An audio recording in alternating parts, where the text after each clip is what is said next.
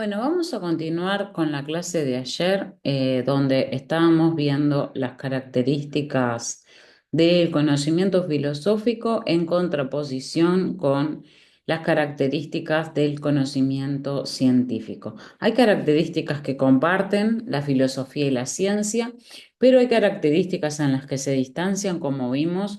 Una de ellas era que la filosofía se centra más en las preguntas, mientras que el conocimiento científico se centra más en responder para dar respuesta a la pregunta ¿cómo funciona el mundo? Se preocupa más por el funcionamiento, cómo funcionan las cosas, que en preguntarse, sino más bien en responder y en poder encontrar regularidades en el mundo que nos rodea. Así que esa es una gran diferencia.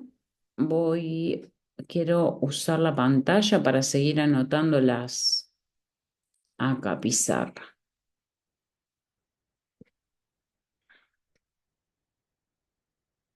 Bien, entonces habíamos hablado de que la filosofía es crítica.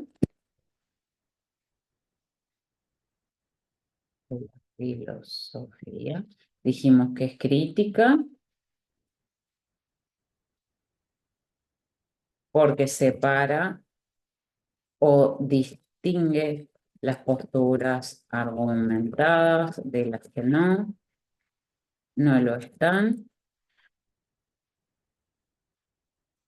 Es un saber racional que se centra en argumentos y no en emociones. También dijimos que se, se centra en la pregunta, no en la respuesta. Las preguntas filosóficas son abiertas y universales. Y acá estuvimos nombrando preguntas como la justicia, la verdad, Dios. Se pregunta acerca de eso, son preguntas típicas de la filosofía, son preguntas filosóficas por excelencia, la realidad, el concepto de infinitud, la libertad, si la mente y cerebro son lo mismo. Hay muchas y cada una depende de diferentes subpartes de la filosofía, que está el material que se llama Ramas de la Filosofía, ya está en PDF para que lo puedan ir leyendo. Quizás ustedes puedan quitarle el video y quedarse solo con el audio de este video y pueden escucharlo. Es una metodología que está muy buena, irlo escuchando en diferentes momentos para de esa forma estudiar, sobre todo aquellos que tienen memoria auditiva. Bien. Bueno, entonces es crítica, es reflexiva, es racional, se centra en la pregunta y no en la respuesta, carece de supuestos o busca explicitarlos, explicitarlos lo más posible. ¿Qué es un supuesto? Dijimos que los supuestos eran verdades que se consideraban evidentes, como por ejemplo los axiomas en matemáticas, ¿no? En matemática, que las paralelas jamás se van a cruzar por definición. La definición de paralelitud es que dadas dos rectas, estas pueden indefinidamente continuar y nunca se van a intersectar. Eso es una axioma, porque es algo que se considera como verdadero y evidente, ¿verdad? Evidente, no necesita mayor explicación. Bueno, para la filosofía todo requiere explicación. Es justamente la manera de poder cuestionar y entender la complejidad del mundo, no por una especie de fascinación con el estancamiento, sino más bien por reconocer la complejidad de las cosas y poder entender toda esa complejidad es parte de saber la verdad o es parte de llegar a avanzar en el conocimiento, entender esa complejidad. A veces parece exasperante, pero es muy importante entender que la función de la filosofía no es tanto decir cosas nuevas, sino más bien los mismos problemas, poder verlos desde la mayor cantidad de ópticas posibles para comprender la complejidad del mundo que nos rodea. Cuando creemos que todo es simple, que se puede resumir en una o dos puntos en uno o dos puntos de vista, eso genera ignorancia, genera que realmente no estamos entendiendo cómo es el mundo que nos rodea en sus diferentes partes. Bien, bueno, esto a diferencia de la ciencia, esto a diferencia de la ciencia no puede, no puede carecer de supuesto, siempre va a tener que partir de algún lado. Bien, que es crítica y que es reflexiva y que es argumentada, eso lo comparten. ¿Ah? Dijimos que es reflexiva ya que busca la profundidad y estudiar de manera minuciosa cada cuestión. Bien, esto por oposición a la inmediatez del conocimiento del saber vulgar. Llamamos saber vulgar a aquello que no requiere investigación, que nos llega de una manera inmediata, sin investigación previa. Bien. Bueno, entonces estas serían las características de la filosofía. Es crítica, es racional, es argumentada, se centra en las preguntas que son abiertas y universales, carece de supuestos o intenta cuestionarlos y explicitarlos, es reflexiva. Y bueno, es cuestionadora justamente porque le interesan más las preguntas que las respuestas. Esa característica es que es cuestionadora. Bien, es un saber cuestionador.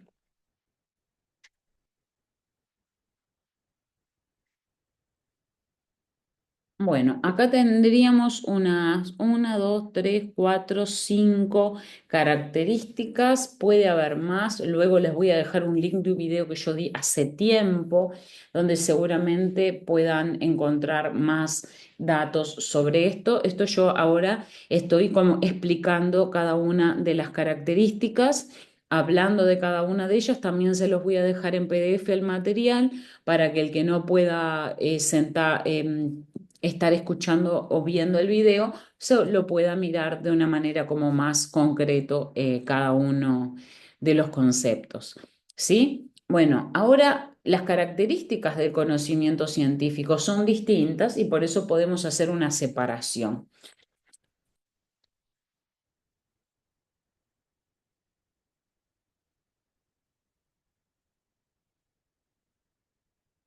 El conocimiento científico, una de las características es que si bien comparte, eso lo vamos a escribir, si bien comparte con la filosofía que ambos saberes son reflexivos, son argumentales y racionales, la ciencia busca predecir y explicar la realidad. En general, trata de predecir y explicar la realidad. Encontrar regularidades es lo que permite progresar, es lo que permite tener más información. También la ciencia busca conocer el funcionamiento de las cosas, cómo funciona el mundo. Estoy siendo muy esquemática, ¿verdad?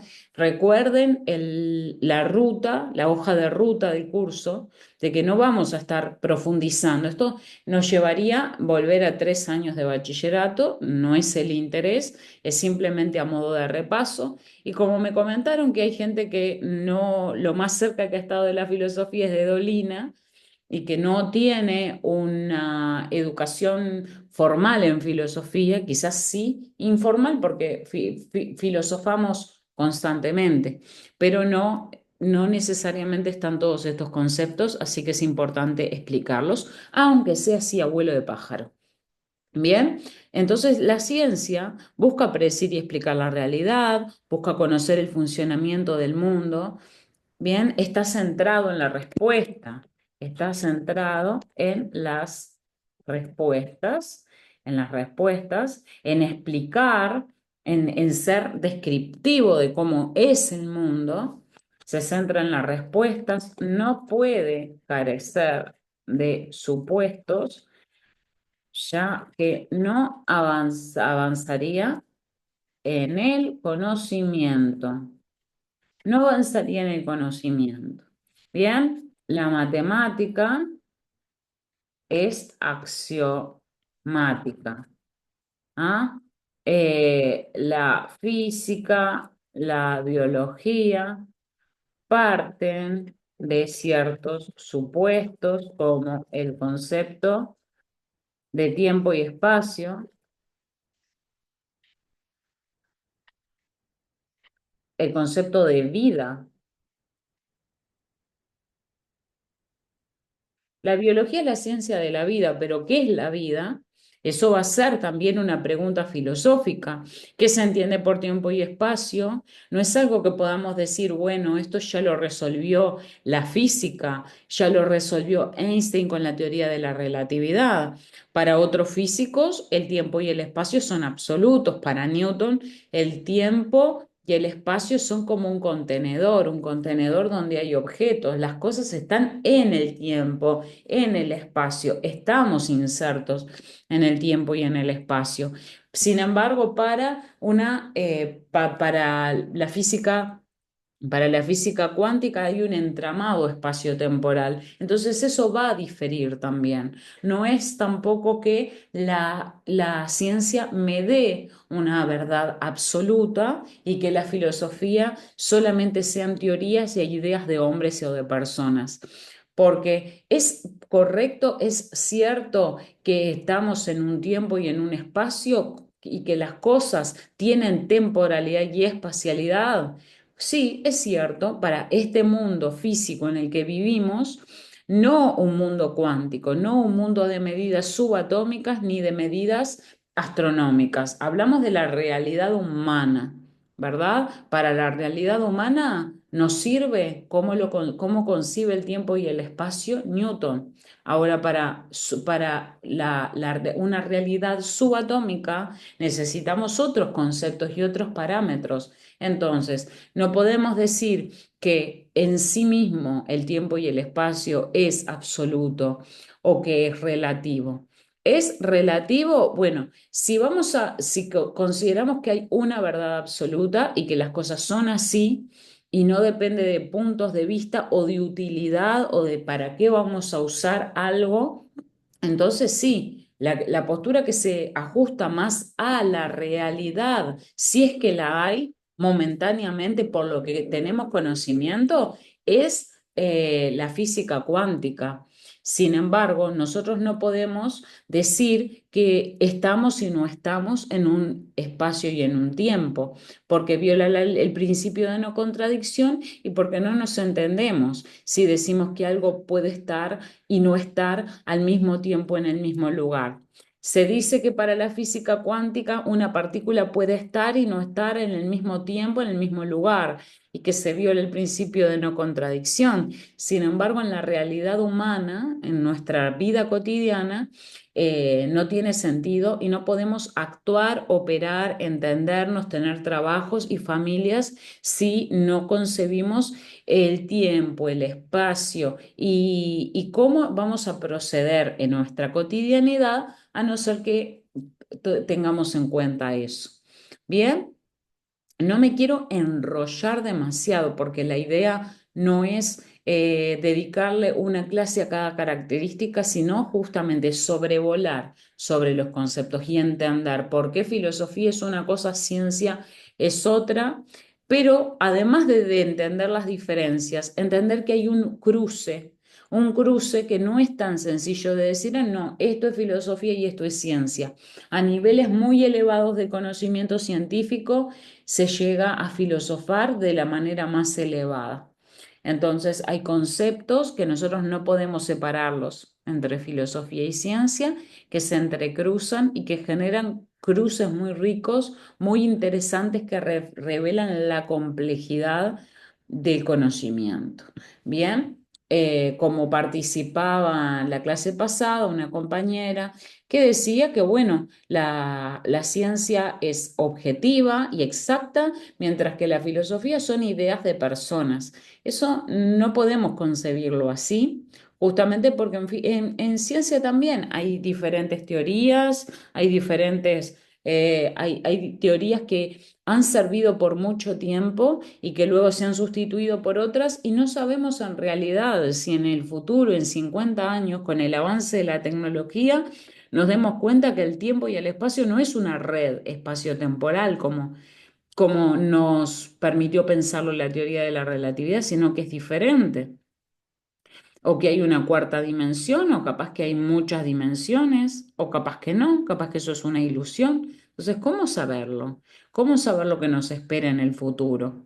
Cuando hay cosas que parecen ya ciencia ficción, todo el avance de la inteligencia artificial genera que la línea entre lo real lo verdadero y lo falso, lo real y lo que es virtual o digital se vuelve cada vez más difuso, cada vez tienden a borrarse esas barreras y se hace más difícil distinguir una cosa de otra. Y bueno, entre filosofía y ciencia también capaz que en la cortita, en cosas muy concretas, si hablamos de matemática, obviamente la matemática podemos decir que es exacta, mientras que la filosofía tiene teorías, sí, en ese sentido sí, pero la ciencia no es solo matemática, ¿ok? Y en el resto de las ciencias que son ciencias fácticas, que se ajustan a los hechos y que estudian los hechos, no podemos decir que sea así, ¿ok? Otra diferencia, la ciencia no cuestiona el conocimiento que ya fue institucionalizado. Bien, la manera de aprender ciencia es muy dogmática. Dogmática no en el mal sentido, porque lamentablemente tenemos una idea de dogma que es como de rigidez en el mal sentido. Un dogma es una verdad que se considera incuestionable, ¿verdad? Para la religión, y vamos a ver las características de la religión, los dogmas es lo que le da estructura a una religión y son verdades que son absolutamente incuestionables, pero la razón de la incuestionabilidad de un dogma es su procedencia. La procedencia del dogma es de una fuente divina. Hola Hugo, ¿cómo estás?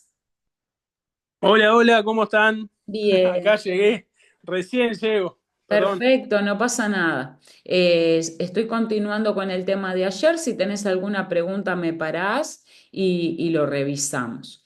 Entonces, la religión, por ejemplo, un dogma dentro de la religión es eso, son verdades que son incuestionables. ¿Por qué? Porque vienen de una procedencia divina. Sin embargo,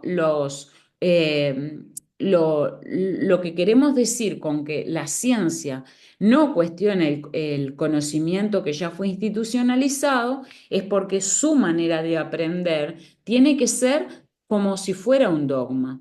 O sea, al científico se le enseña ciencia resolviendo problemas bajo las teorías y bajo los paradigmas que han funcionado.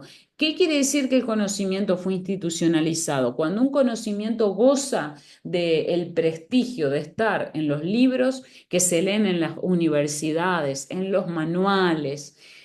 Cuando ya un conocimiento, por ejemplo, las tres leyes de Newton, ¿verdad?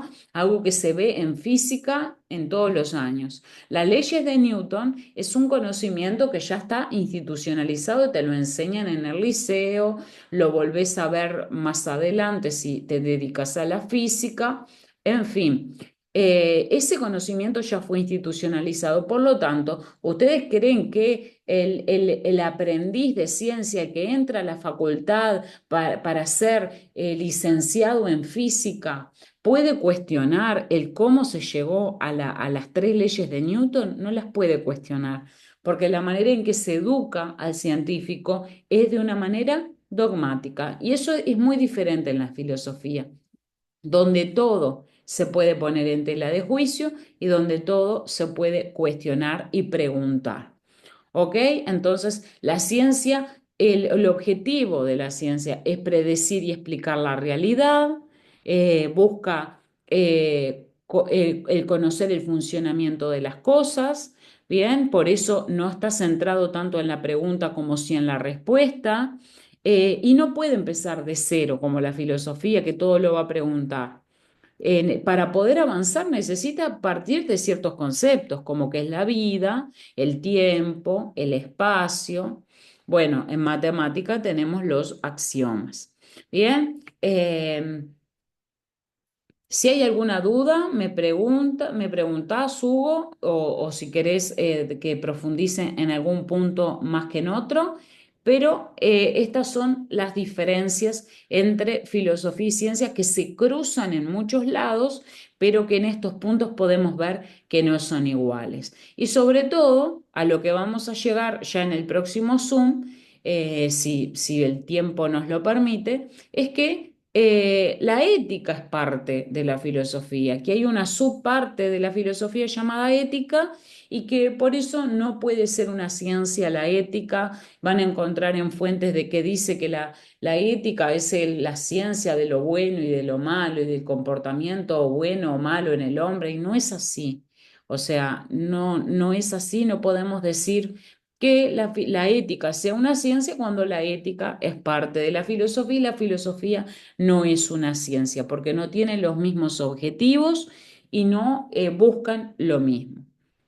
Bien, ¿qué más sobre el conocimiento científico? Vamos a ver la clasificación de la ciencia, pero eso lo vamos a ver para la próxima clase. Vamos a ver que la ciencia se divide en ciencias formales y ciencias fácticas, y vamos a ver cuáles son esas ciencias formales y cuáles son las ciencias fácticas y cómo se entrecruzan los contenidos de las ciencias formales y de las ciencias fácticas. Pero por ahora esto vendría a ser las mayores diferencias entre un tipo de conocimiento y el otro. Que la ciencia no cuestione el conocimiento que ya fue institucionalizado es una de las principales. Otra característica de la ciencia es que tiende a la objetividad. Procura Procura ser un conocimiento objetivo. Ahora, no todas las ciencias pueden llegar a este paradigma de objetividad o a este ideal de objetividad.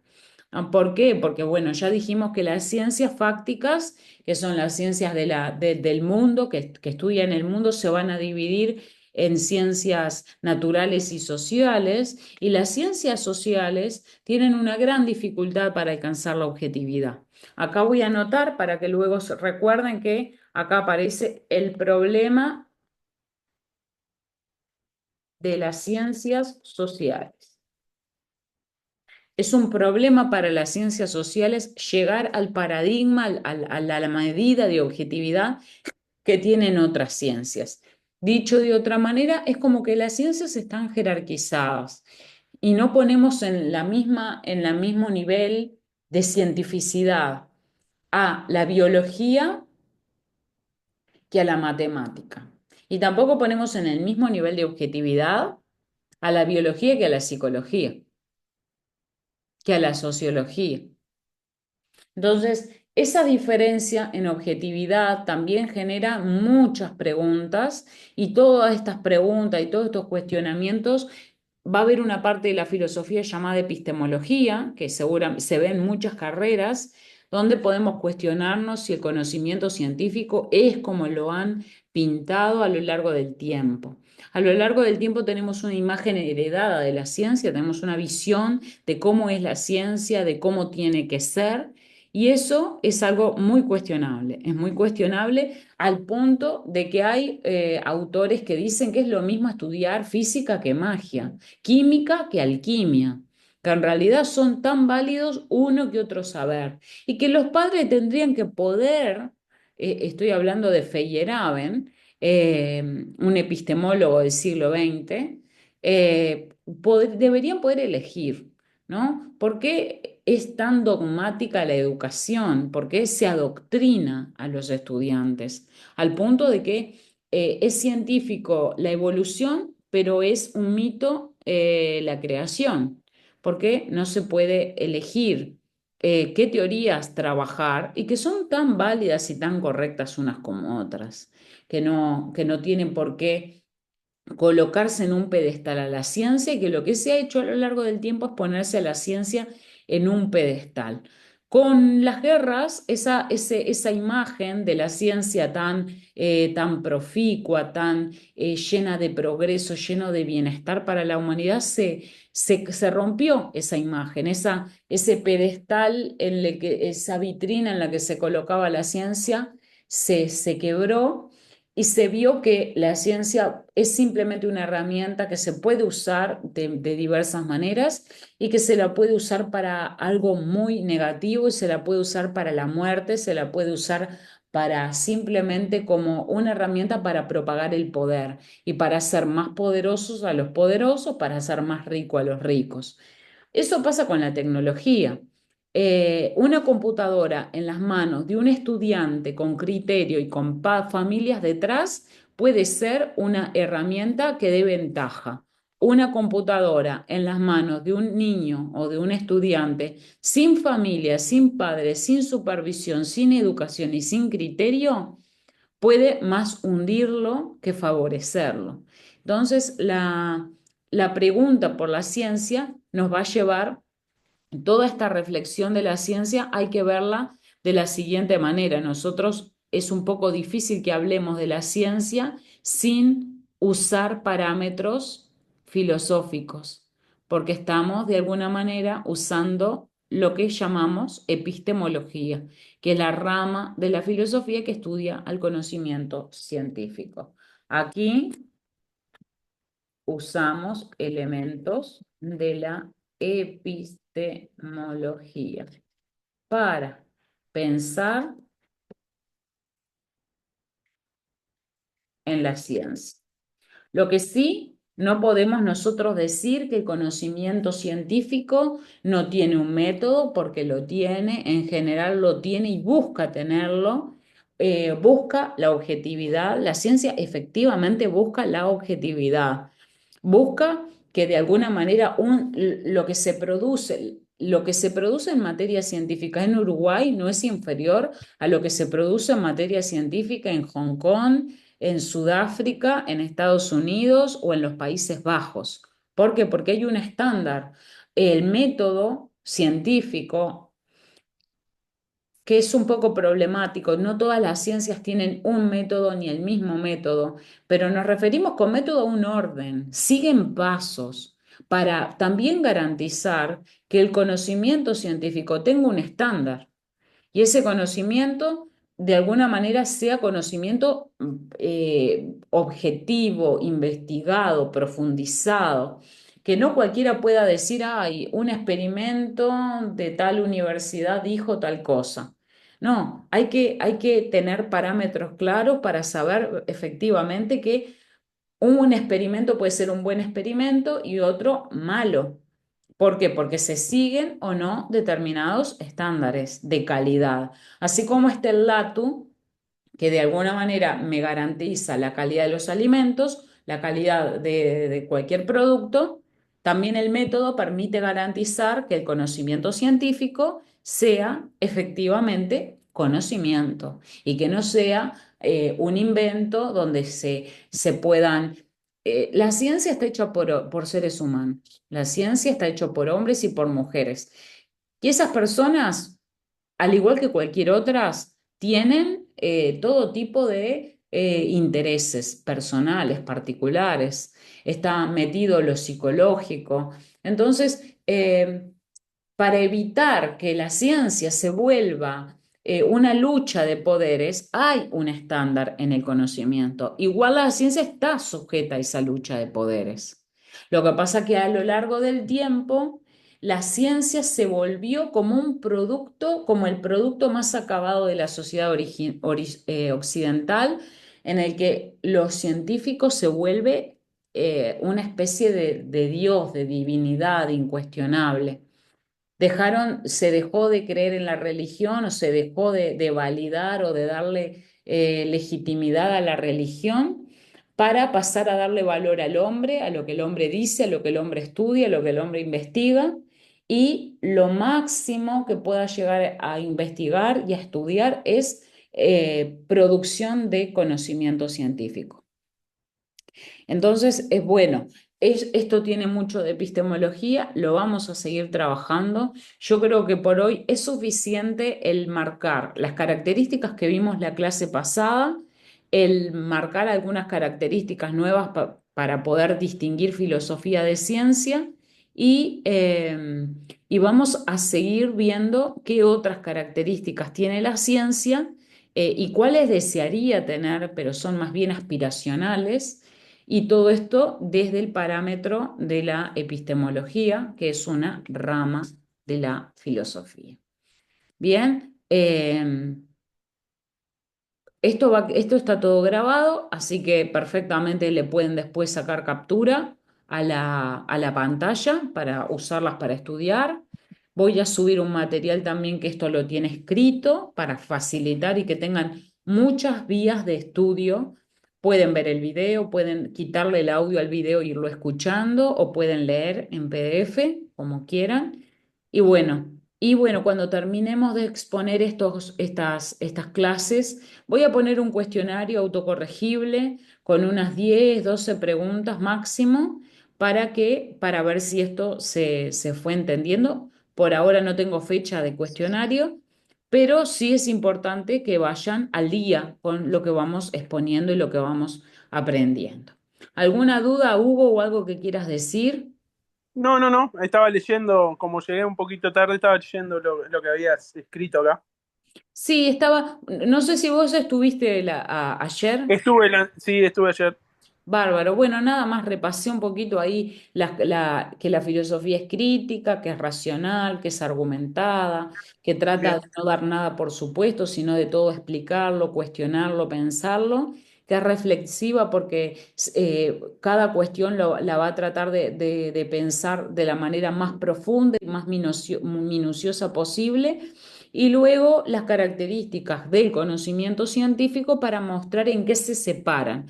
Hay mucho en lo que se unen. Por ejemplo, tanto la filosofía como la ciencia son reflexivas, son críticas, son saberes argumentales, pero hay características donde claramente hay una diferencia, sobre todo en que mientras la filosofía se centra más en la pregunta, la ciencia se centra más en responder, porque el objetivo no es pensar el todo y la complejidad del todo, sino para la ciencia es saber cómo funciona el sistema solar, funciona el cuerpo humano, qué ocurre cuando un virus o una bacteria entra en nuestro cuerpo. Bueno, todo ese conocimiento para la ciencia, el valor está en en la especificidad, mientras que para la filosofía, mientras yo pueda entender la complejidad del todo, es más valioso. No quiere decir que no sea bueno especializarse, en la filosofía también se especializa. Eso lo vamos a poner como característica. La filosofía también es especializada. Es especializada en la medida en que se divide en partes para estudiar mejor la realidad. ¿No? Ese punto también lo comparte con la ciencia, mientras que la filosofía se divide en ética, estética, antropología, filosofía política para estudiar mejor cada parte. La ciencia también se divide en distintas, primero en dos grandes tipos de ciencias, que eso lo vemos después, formales y fácticas, y dentro de las fácticas las naturales y las sociales. Y justamente de lo que estábamos hablando también es de estas características que nos han enseñado desde la escuela, que la ciencia es objetiva, que la ciencia progresa, que la ciencia busca la verdad, que la ciencia tiene un método. Bueno, todas esas características nos fuimos formando una imagen de la ciencia son características que algunas son reales y otras son aspiracionales. La ciencia quiere ser objetiva, pero no siempre lo logra. ¿Por qué? Porque la ciencia está hecho por hombres, por mujeres que no pueden escapar ni de la historia, ni de la psicología, ni de la biología, ni de los intereses sociales. El científico no es el mismo que en el siglo XIX, ese científico que se autogestionaba todo, que se escondía en su propio laboratorio, en su propio lugar para investigar, así se muriera de hambre. Hoy en día los científicos son contratados, trabajan para empresas, son contratados para empresas, como en el caso de Bodnia, ¿se acuerdan? Bodnia, las papeleras, se contrataban biólogos que estudiaban las aguas. Es difícil considerar que los biólogos van a ser totalmente objetivos cuando son contratados por una empresa y obviamente que su dinero, su caché, su sueldo, su financiación para futuras investigaciones está en juego. Entonces, encontrar, lo mismo pasó en la pandemia. No hay un mejor ejemplo para poner en tela de juicio la objetividad del conocimiento científico que con el caso de la pandemia, porque había, Claro, van a cuidar su trabajo, eso, claro. claro, y hay epidemiólogos que decían que, que el COVID-19 era mortal y otros que decían que tenía una tasa de mortalidad baja, los casos de muerte se debían a patologías previas, pero habían muy pocos que decían una cosa y una gran cantidad asociados a a la OMS que decían otra. Pero si vos mirabas la calidad de profesionales, los títulos, las especialidades, los máster, eran tan buenos profesionales unos como otros. Entonces, ahí es cuando aparece el escepticismo, el profundo escepticismo del ser humano ante la ciencia. Ese escepticismo de, bueno, perfecto, estudiaste un máster, tenés doctorado, maestría en epidemiología. Se supone que sos el número uno en conocer los virus, en saber qué producen. Pero ahora tengo un grupo de gente que dice A y un grupo de gente que dice B. ¿A quién le creo yo que no estudié? Ese es un gran problema, porque nosotros los neófitos en conocimientos científicos específicos no tenemos cómo saber la verdad. Y lo mismo pasa cuando queremos estudiar otros temas o saber la verdad sobre, por ejemplo, el conflicto entre Rusia y Ucrania. Vas a encontrar muchas fuentes, fuentes oficiales, fuentes extraoficiales. ¿Quién generó el conflicto? ¿Por qué se generó el conflicto? Vas a escuchar muchísimas campanadas y al final, ¿quién tiene la verdad? Ahora, en el conocimiento científico es súper peligroso porque si este pequeño grupo de científicos tenía razón y esta enfermedad no era tan grave, por lo tanto las vacunas no eran necesarias, si las vacunas efectivamente han producido un montón de efectos colaterales ligados a infertilidad, a un montón de problemas físicos y de enfermedades, entonces eso es terrible. Eso es terrible y ya hay un montón de evidencia al respecto. Ahí es donde podemos ver que la objetividad es algo que se desea, pero no que se tiene. Entonces, esa imagen que hemos tenido de la ciencia desde que estamos en la escuela, el respeto por el científico, la admiración ante la persona que sabe de ciencia, es algo que en parte es efectivamente está relacionado con características reales y otras que son aspiracionales. Se aspira a que la ciencia me diga la verdad. Aspiramos a que el conocimiento científico sea objetivo, que busque el bienestar de la humanidad. Pero el proceso de declive, de confianza del ser humano, el conocimiento científico, empieza con las guerras mundiales, empieza con la Segunda Guerra Mundial y la bomba atómica. Y luego sigue y se agrava con esto de la pandemia, también muchos descreen. Y eso genera una contrapartida. El cientificismo puro y duro, los movimientos sociales son como un péndulo. Mientras que antes el médico es el que sabe, el científico es el que tiene el conocimiento, todos los demás son unos charlatanes. Luego ocurren eventos como los ya nombrados y se pasa al polo opuesto. Vamos a un chamán, registros akáshicos, con respeto, ¿no? Yo no lo digo como esa gente no sabe nada, son unos charlatanes, porque capaz que ustedes practican eso y para ustedes es la verdad. Me refiero a que es como pendular. Pasamos de la ciencia tiene un valor, una objetividad, un método y todo lo que se sale de acá es pseudociencia y no nos interesa. Y por otro lado, bueno, no me importa lo que diga el médico porque en definitiva yo voy, no saben lo que tengo, me recetan ibuprofeno igual para un cáncer, a nadie le importa nada.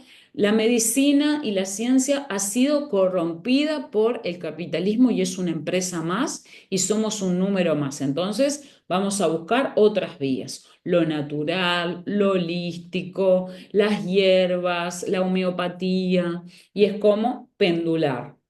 ¿Ok? Bueno, estos son fenómenos que están ocurriendo a lo largo de todo el mundo. ¿Tienen alguna duda o alguna pregunta antes de que ya terminemos? No, no, ¿Alguien nadie quiere decir nada? no, no, te estaba escuchando y no, que coincido con lo que dices, pero sí, Bien. Bueno, entonces por hoy estamos cumplidos. Lo que decía es que cuando terminemos de exponer todos estos temas, voy a habilitar un cuestionario autocorregible, no más de 10, 12 preguntas para evaluar que se haya entendido esto. Esto lo voy a ir subiendo también. Me tengo que poner las pilas con subir las clases porque me dejo estar y después tengo como 4 o 5 clases para subir. Y también voy a poner un PDF con esto para que tengan más variedad de formatos de estudio, que lo puedan oír en un audio, esto lo pueden, hay herramientas online donde pueden simplemente quedarse con el audio de la clase e irlo escuchando o ver el video o acudir al PDF, así que como a ustedes les quede mejor. Bien, bueno, bien, muchísimas gracias por conectarse y por hasta favor, gracias. mañana. Hasta mañana, que pasen bien. Chao. Chao, chao.